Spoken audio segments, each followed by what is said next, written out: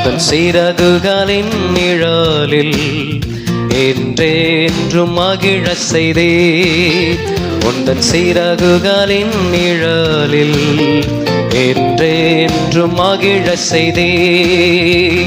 தூயவரே என் துணையாளரே, துதிக்கு பாத்திரரே.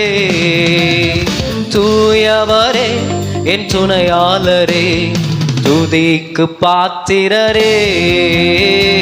ஆராதனை உமக்கே, ஆராதனை உமக்கே, ஆராதனை உமக்கே, ஆராதனை உமக்கே, ஆராதனை உமக்கே, ஆராதனை உமக்கே, ஆராதனை உமக்கே, ஆராதனை உமக்கே.